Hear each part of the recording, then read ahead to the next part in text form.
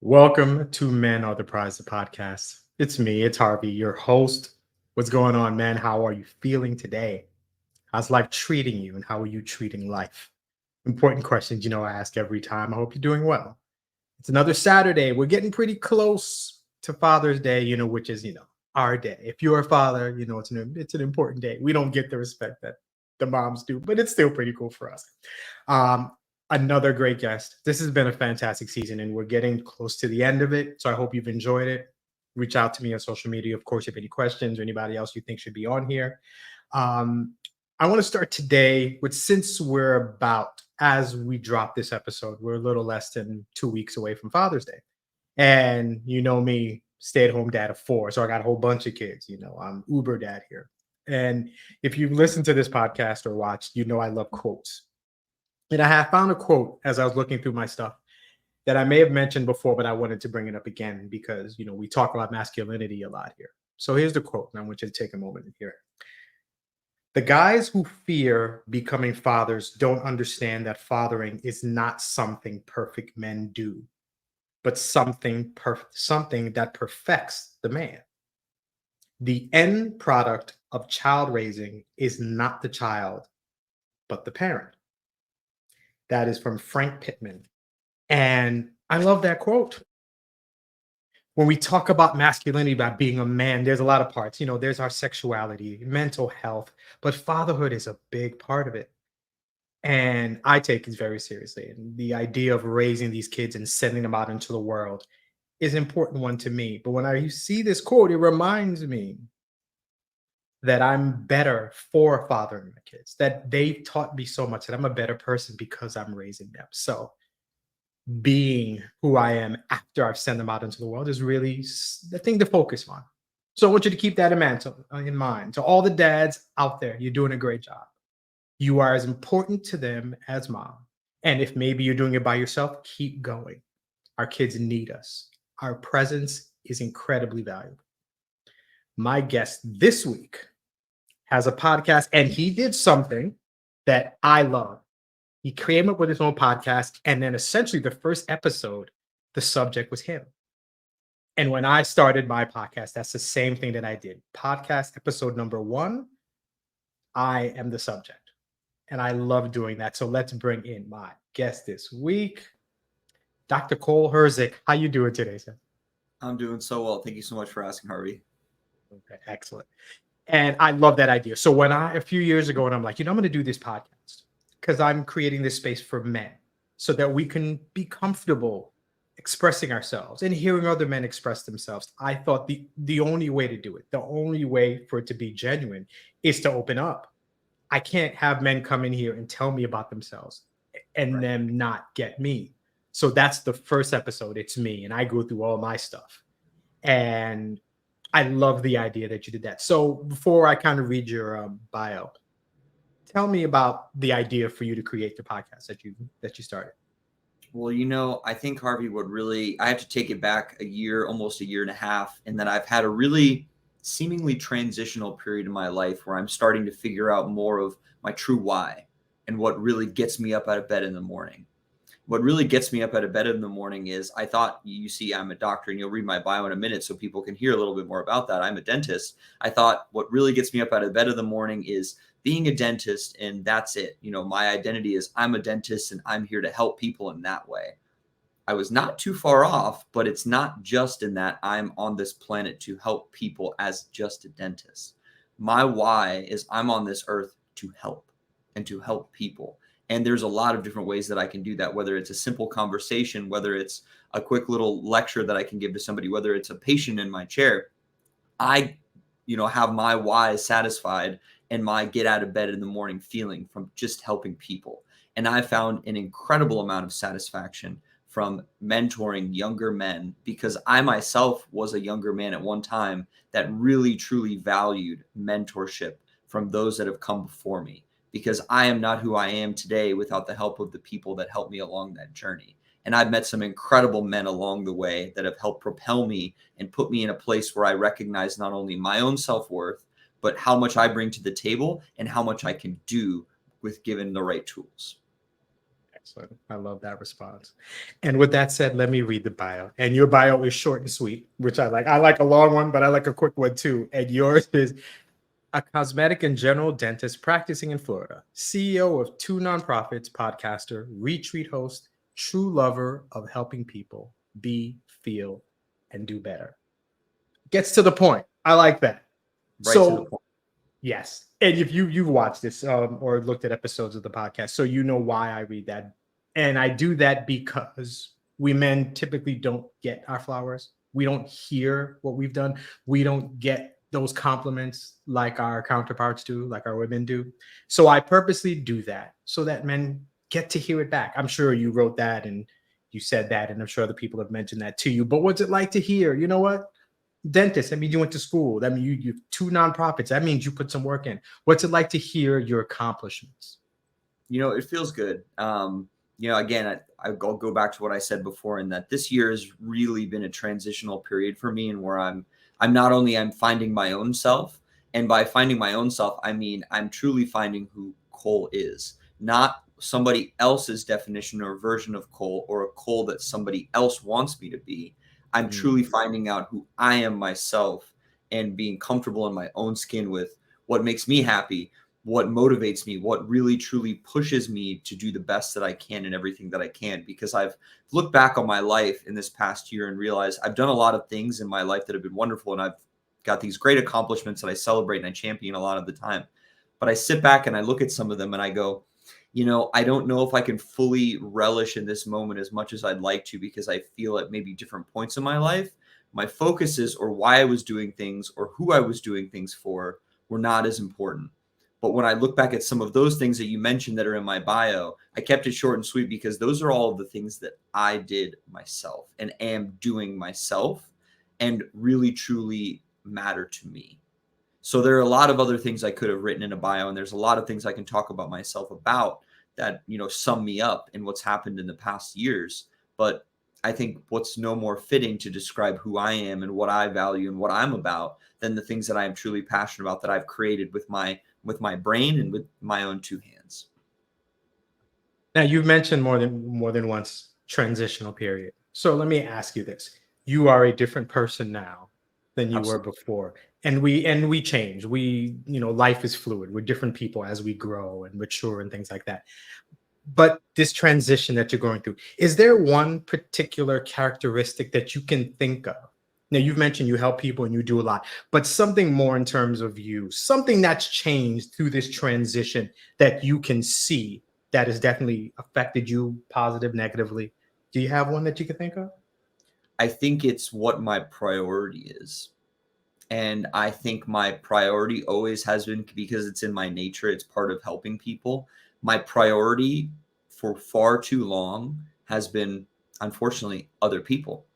And if I'm to prioritize truly, or just like they say about loving anybody or doing anything, if I'm to truly love someone else or prioritize other people, I first have to be able to prioritize myself. And I have not prioritized myself in the years past. So this past transitional period of time, I have finally, and I mean truly finally, prioritized my own self, my well-being, my education, every facet of my life. I've now finally taken the steps to prioritize myself. How does that feel? Amazing. Isn't it interesting? We spend so much time as men, we're kind of, this is just what we're supposed to do. We're here to help people, whether it's spouses, kids, family. We're here to take everybody else, and we're never a part of that list of people to take care of. So when you actually include yourself in there, when you make yourself part of that group of people who get help, who get time, it's amazing. And then obviously the fact that you've spent more time and now you prioritize yourself, you're able to help people more. When you Absolutely. feel better about you, how much better is it to help people? A mental clarity, sanity, more sleep at night, so much more. And we're worth it. And I think that's the thing. A lot of men don't know that we are worth that time. We are worth that effort. We are worth, and I say this because that's kind of part of it. We are worth sometimes other people's uncomfortableness, because I'm worth enough where you may not like what I'm doing, but it's for me. And sometimes I have to put myself first, and sometimes you're not happy about it. but in the end, I'm better for it. And then so are you. So I love this. I wanted to make sure that I focus on that for a second. If you are, if this is the first time you're listening or watching this podcast, welcome. This is a space for men to be open, vulnerable, emotional, talk about anything, because men, we don't speak enough. So that's why I created this space. You picked a great episode. Dr. Cole here. We're going to have a fun conversation. The way this works is the word for me is prize. I take 4 of the letters in the word prize, and each of them represent a characteristic that I think are good for men to be, or at least to talk about.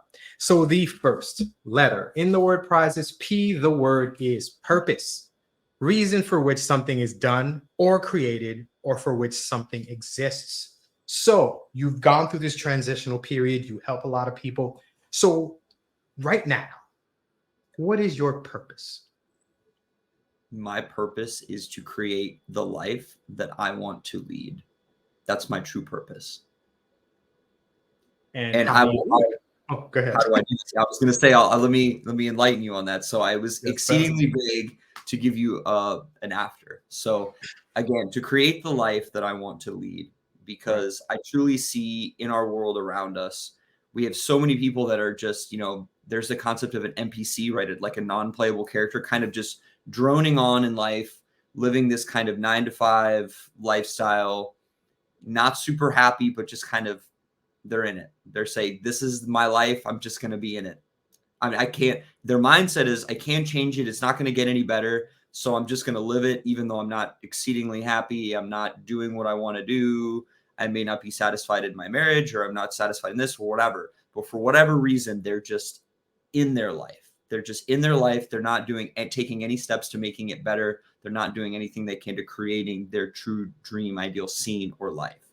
So my purpose truly is to create a life that is exceedingly fulfilling for me in all aspects. I love my work. My work is fun. One of my great mentors in my life wrote a book called Fun at Work. I've read it 3 times now. He is an amazing gentleman that unfortunately has since passed.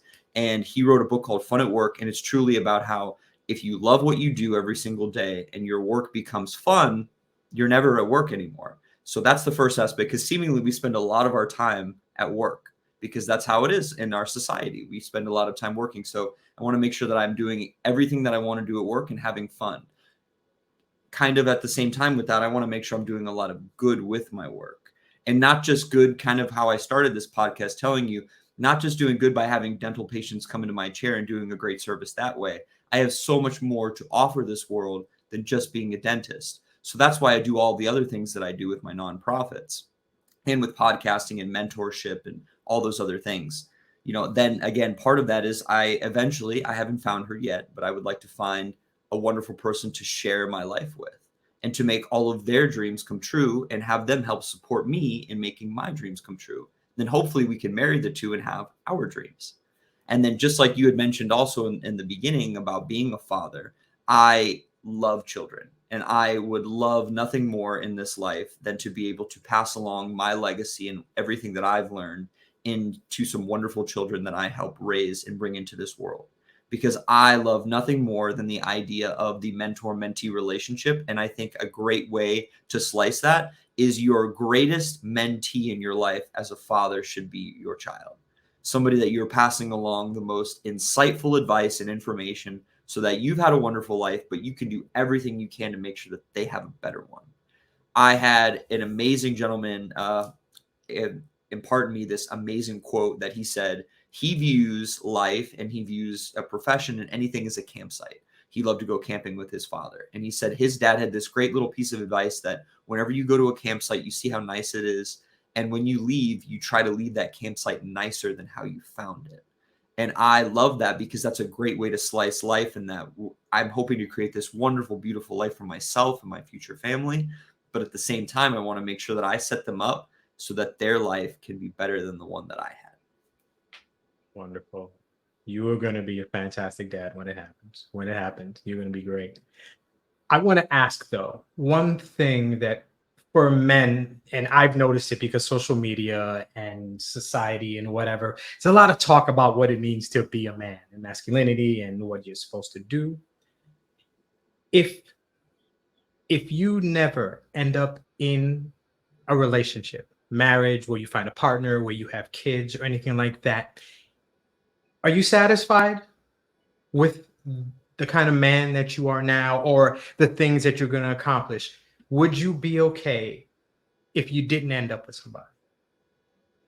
You know, honestly, that's a great point, and I think that's really interesting that you bring that up during this transitional period, because part of that transitional period is I was almost married, I was engaged, I'm not engaged anymore.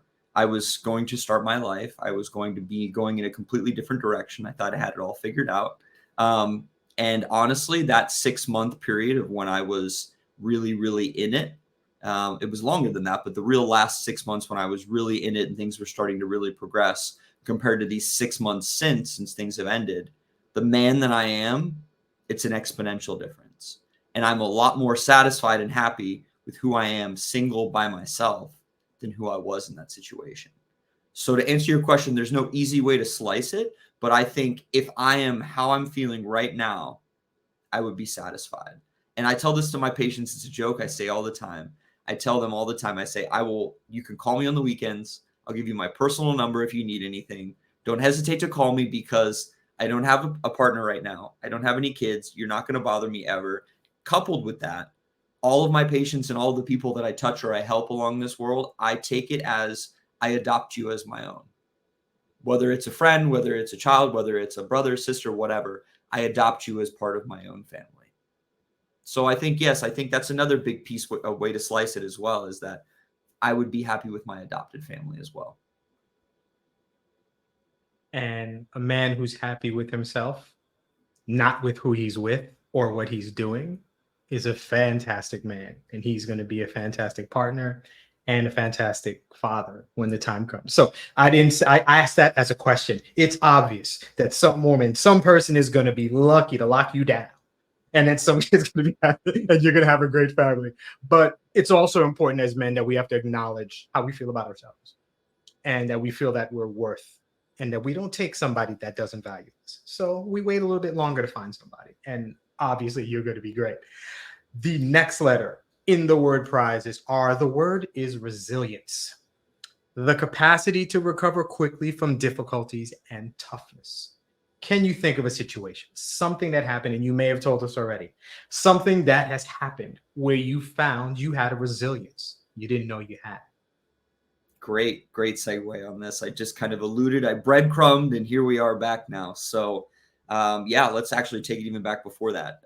Almost a little over a year ago, about 13 months ago, we had a major family blowout in my family to where my family has now a major divide. It's cut completely in half.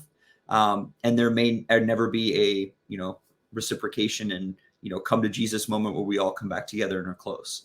And it was eye opening. It's still ongoing. It's still something that has a lot of open wounds for a lot of parties involved. It's been very eye opening. And it's definitely changed what I thought my family dynamic was in its entirety.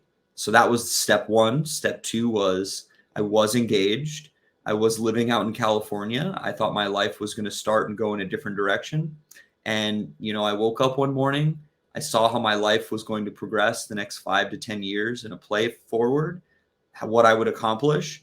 And I was depressed because I would not have accomplished any of the things that I wanted. I would not have been able to prioritize my hopes, my wishes, and my dreams.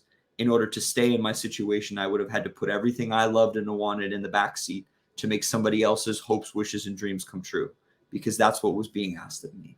And so I made the very tough decision that in a very short period of time, and I mean 36 hours, I broke off my engagement. I packed up all of my things, cut all of my ties, spent almost all of my money to move myself back to Florida, to start over from scratch. Wow. Okay. So, big move, big decision. Big. 2020, of course. How do you feel about that decision now? Great. Sure, you didn't feel great while you were doing. Well, how did you feel doing it? I mean, it's hard, and obviously you made that decision for you. But while you're in it, while you're in the guts of it, how did you feel when you were doing it?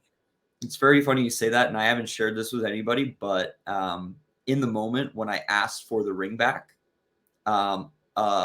statement was posed to me that what you're doing is not the way that a man asks. And something in my brain immediately processed what I was thinking and feeling in the moment. And I said, without even thinking about it, it just came out. I said, this is probably the most manly thing that I've done for myself and for my future than I have in quite some time. Fantastic. There's so much talk about what being a man is, and the people who tell us have no idea. I've really determined that. I think I'm on social media because I have kids and they're on there, and I'm on there myself. And there's a lot of talk about what being a man is, and the people who presume to say this is what a man is have no concept of it, have no real clue of what it is, because it's easy, defend, provide, I'll fight for you, I'll do whatever. But it's the really hard things that really make a man. And the hard things don't require a fist. It's really emotional. And what you did is phenomenal. Whether it was right or wrong, it was a decision you made for you. So I applaud you for that. And that's wonderful. I applaud you. That is a big decision. And then for me, that would clear it up. Whoever is going to then tell me, that's not something a man would do, like, then you never really knew me. And more Right. importantly, you have no concept of what being a man is. So I'm not going to take that seriously. Otherwise, I'm glad that you did what you needed to. And obviously, you're in a much better place for it. Absolutely. So, was this something, and I don't want to delve into it, I'm not going to go too deep. Was this like you woke up and you decided, was this something rolling around in your head for a little while? Give me, if you can, as much as you're willing to talk about, what was it like? Okay, maybe it's a Monday. I'm not feeling good about things. I don't know why. Tuesday, you know what? Maybe I need to do something. Wednesday, I'm going to do it. Is there a timeline to it, or is it just light bulb? There were some moments, I had some thoughts, I had some questions, I was worried about some things, some fights, obviously things that, were not going seemingly the way things should be going in we're now engaged, we're about to get married situation. Right.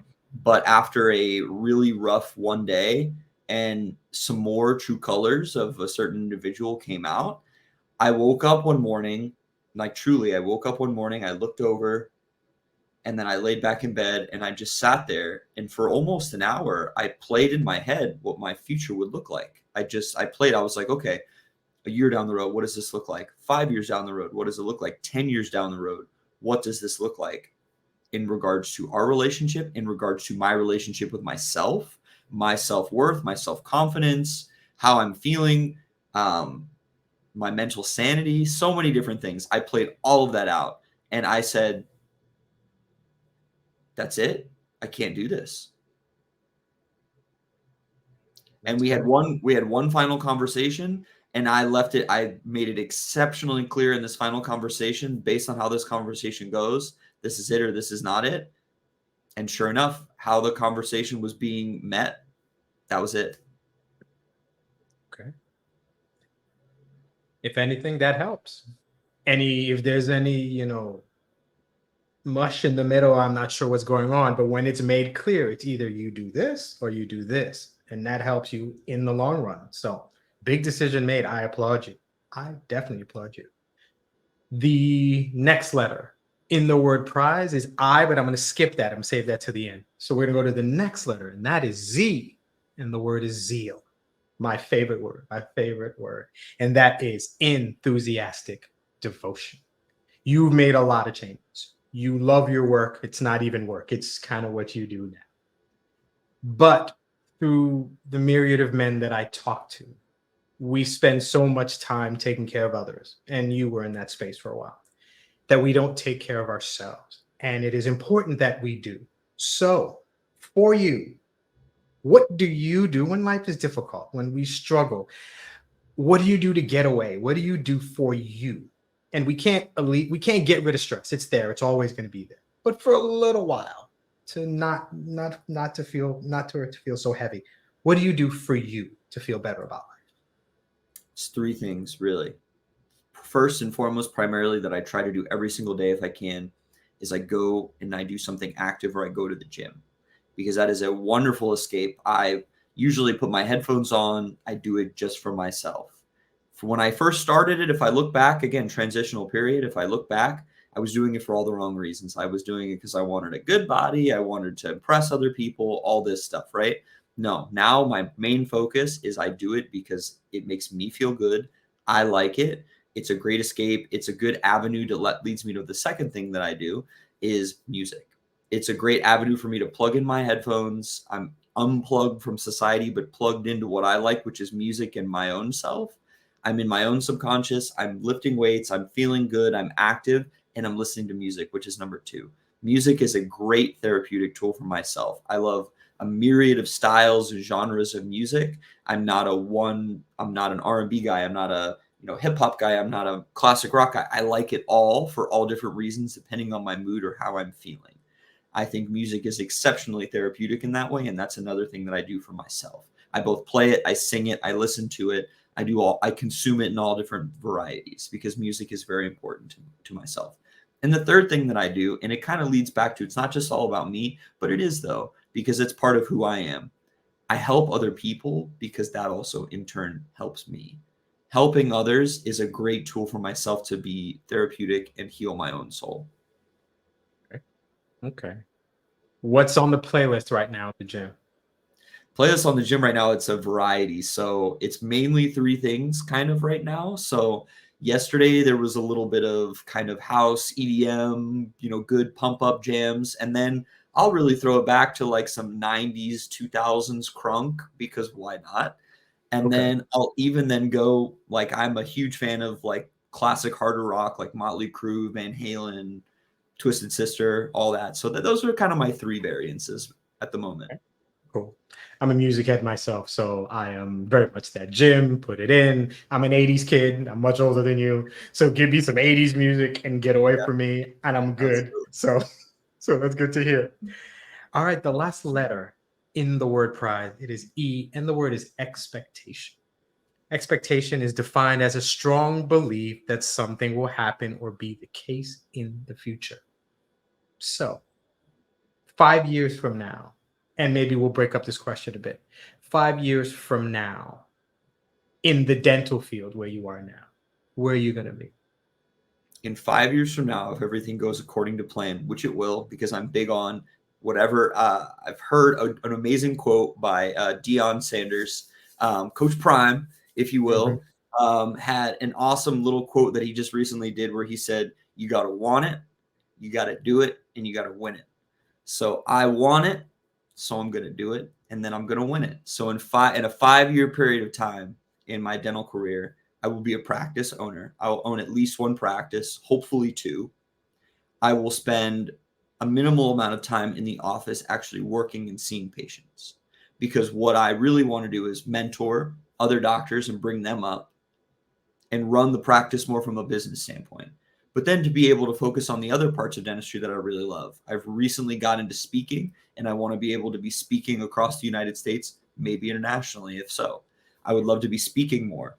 I would also love to work on my nonprofit in dentistry called the Private Dentists Alliance. And I would love to set that up as an educational tool to improve our experience as dentists or as dental students or as hygiene students to improve the dental education space and that we're learning more and we are more apt to take care of our patients. So 5 year period in a summary, I would love to be a practice owner, mentoring other doctors and dentists. I would love to be able to be speaking all around the United States, if not internationally. And I would also love to be able to on the track of changing our dental education space as it exists today. Wonderful. I like that answer. In terms of your mental health as a man, it's not a discussion that happens a lot. But in 5 years, what's your mental health going to be like in that and literally different from where you are now? Is there anything that you need to improve? Is there anything that you need to focus more on? Where do you see you in 5 years in terms of your mental health? I think in 5 years, I want a better feeling of what a relationship looks like.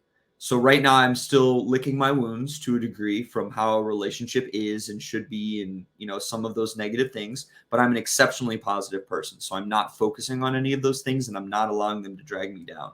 But I am not ignorant, and I am not ignoring the fact that they do exist and that they are there and that there may be some jaded feelings or negative feelings or some things that I still have to work on. And that will, of course, take time. They don't just go away right away.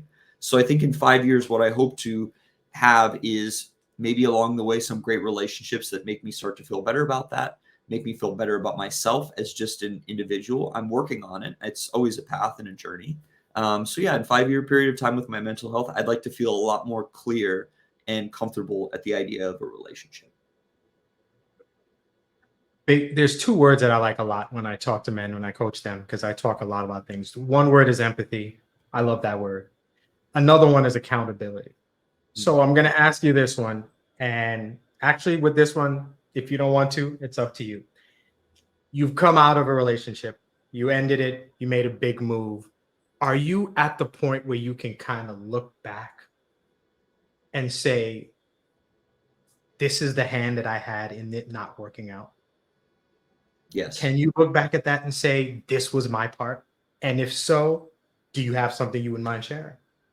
Absolutely. I would have looked at all of the warning signs that were throwing up a bunch of red flags in the past that I either ignored or were saying, oh, well, things will get better, or this is just the start, or I would not have run away as much as I did. I ran away from a lot of my problems. And I thought just escaping and moving to California and immersing myself in that life and trying to just take that head on was a solution, and it was not a solution. I wasn't confronting a lot of my problems head on. Good answer. Good answer.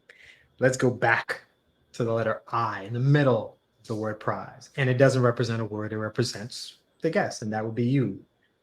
So when we take off the shackles, dentist, speaker, friend, all these things that we are as men, get rid of all that stuff. At your core, right now, who are you?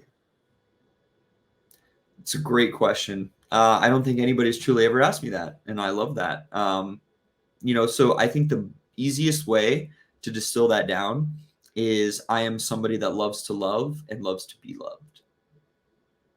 I I am I am exceptionally devoted to the people that I love. I love them with my all. Last night somebody asked me a question about, why are you the way that you are? Why, what motivates you to do the things that you do for the people that matter to you? And I say, the people that matter to me are just that. They matter to me and I love them. And I will do whatever I can to make their dreams, their hopes, their wishes, and everything come true and to propel them forward to leading their most amazing life because I love them and I love to love them. But on the same token, I love to be loved. And I think that's what I'm yearning for. I'm yearning just to be loved for who I am, not a version of myself, not a smidgen, not somebody that they want me to be or somebody that I could be, just somebody to love me for who I am right now, for all that I have to offer. love that. I love that. And that is not something typical you would hear from a man. That's not manly. That doesn't have enough thorns on it or something to sound like something a man would say. But that's incredibly important. Who doesn't want to be loved? We all do. But saying it is a bigger step. I deserve to be loved. I like it when somebody cares about me. I love it when somebody is interested in me and wants to make sure that I'm okay and checks in on me and gives me a hug when I need one. All that stuff. Being loved is a wonderful thing, but saying it, and I'll say it anytime, is one of the more manly things that you can say. It's got to be man enough to admit these things. And I say that a lot to the men that I talk to, because you have to be comfortable with yourself. That means knowing what you need. And to me, I consider that self-care is surrounding yourself with the people who take care of you the way you deserve to be taken care of. Being around people who legitimately, genuinely love you is self-care at its best. Because when you surround yourself with negativity, you can't help but fall into that soup. Just it's bad. So you're doing well. Knowing that is self-care at its best. And and obviously, and you do well and you surround yourself with that. But I think as a dentist, do you do pediatric dentistry or do you deal with, is it general or is it kids, everybody? Or Everybody, I'll see everybody. I'm not discriminatory that way. cool. I know, got to come see you. We got a few of these people. We're not too far from you. We got to get these kids in your chair. And I think talking to you and your spirit is the kind of, I know getting into a dentist chair, for some reason, we've got this fear. People are scared of getting into that dentist chair. And it's somebody like you who I think really wants to help people.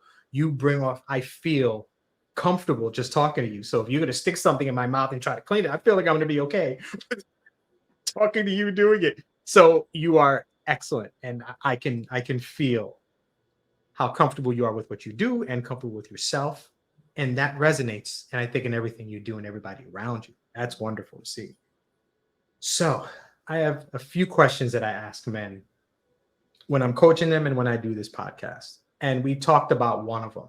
What do you do for self care? What do you do to take care of yourself? But another issue we're kind of dealing with as men is this: we're in this age of loneliness. There's a lot of men who don't have friends, don't have people to talk to. So I ask, 3 a.m., you've done something stupid, dumb, don't even know why you did it. Do you have that guy who you could call and say, I did something dumb, dumbish? I need to talk about it. Do you have that friend? It can be, and obviously you mentioned issues with family. So no family or anything like that. Do you have that guy friend who's not family who you could call and be like, I need to get this off my chest? I do. That's cool. How many? 2. You have 2. That's good. That's excellent. There's a lot of men who don't have any. So the fact that you have more than one is a wonderful thing. And I think it's because I think when I think of it, safety is the word that I think of. Who do I feel comfortable enough? Who do I feel safe enough to tell you some bad that I did? And you're probably going to make fun of me about it and you're going to laugh about it. And that's how men, that's how we talk. But the fact that you have somebody to say, you know what, Cole, I don't know why you did that. That was stupid. But you know, when that conversation is over, you're like, I feel bad because Yeah. I've got somebody who understands me. So that's good to hear. Men don't have that a lot. All right. Thank you for answering that question. 2 last ones. What are you afraid of that you cannot control? Good one. I think I'm afraid of 2 things. I'm afraid of not being as successful as I want to be. I don't feel like I have full control over that. I have some, but I don't have absolute full control. I can't just shake a magic 8 ball and say this is everything that's going to happen and exactly how it's going to happen. So I don't have full control over that. There are a lot of variables and elements that I don't. So that's one thing I'm afraid of. And the second thing that I'm afraid of is never finding that love. Understood. What are you afraid of that you can control? Afraid of that I can't control. Money, having enough of it at any given period of time. I definitely afraid of that because I have gone to zero, as I expressed to you, and had to rebuild and start from scratch. So I am afraid of that. I would say I'm afraid of time, not having enough of it and not prioritizing enough of my own time. Like that. I like that. I like that a lot. Last question. So you like mentoring. You had the benefit of a great mentor, helped you become the man you are today, and you like helping people, obviously being a mentor for them. What do you prefer, teaching or learning? It's a good point. I don't think I prefer one or the other. I like both because if I am to be an amazing teacher, I first need to learn. So if I am to instill wisdom into you, I at one point had to learn that for myself first. And I take that with almost everything that I do. And that I don't just want to teach and teach and teach and teach and teach. Or I take that, let's be really, really broad with this. Even in a romantic relationship, I don't always want to be the domineering one that has to always make the decisions and make everything happen. I also want to be able to take a step back and to be able to just listen and receive. So in any relationship, whether it's somebody that I mentor or I coach or will mentor me, I think the mentee mentor relationship is very much so a partnership that's 50-50. I don't believe that the mentor is doing all of the teaching. I think the mentee is doing just as much teaching in a different way on different topics. So I myself am very down the middle when it comes to that. I enjoy teaching just as much as I enjoy learning. Wonderful. I agree. I like that. And, as we progress and you become a parent, and that's obviously we teach, but, you have people come into the dental office and you're teaching them, you got to floss, you got to brush, this is what you got to do, stuff like that. But I find that I learn more. I learn so much from my kids. I learned so much from them. And when you have yours, it's so interesting. I tell people that your children are your mirror, and you will learn so much about who you are when you get those kids in front of you. So that's going to be an experience for you. And I can't wait for that for you. There's been a great conversation. Where can people find you? Tell us, social media, website, anything going on. Where can we find Dr. Cole? Absolutely. So the best way to reach out to me is on my Instagram, which is at Dr.Cole Herzik. Easiest way to find me there. And then on there, you'll see on my Instagram, I have a link tree to all my links, either my office, my retreat that I'm hosting coming up, my Instagram, my podcast, almost all that information is there. But again, I am no stranger to people also reaching out. You can also shoot me an email anytime. And that's CJHERZIK, just like my last name, 319@gmail.com. Wonderful. All that information will be in the episode notes. Dr. Cole, thank you very much for this conversation. It was great to talk to you. And I hope this isn't the first time. Hope this isn't the last time. We'll obviously have more conversations and get to talk to you again. But good luck in everything that you do. And I appreciate your time. Thank you so much. Thank you. I wish you a year and all the years ahead of a lot of love, a lot of happiness, and much success with everything that you put your mind to. Thank you so much. I'm going to put you aside for a second. Another great episode. Thank you for listening and watching. I hope you learned as much. I hope you gained as much from Dr. Cole as I did. This was a fun conversation. As we end this another week, let's take a moment and I don't know, it's so easy. Smell the roses, all these things. I want you to appreciate life. I want you to appreciate that every time we get out of bed, stand up and walk around. It's a blessing. You get to get up and walk around and enjoy life and do the things that you want to do. What I also want you to know, and he kind of said it a little bit, we don't know how much time we have here. So that idea, let's get to it. That book, let's get writing. That business you want to start, let's get to business. There's a lot that you want to get done and you don't know how much time you've got. So let's get to it. Never forget, when life gets hard, just remember that there's somebody who's happy that you're around, that somebody's happy that they get to hear your voice or see you walk in a room. So you have to stay with us. Don't make any tough decisions. Find a friend, listen to some music, read a book. We need you here. We need all the men we can get. We need all the great men, and you're one of them.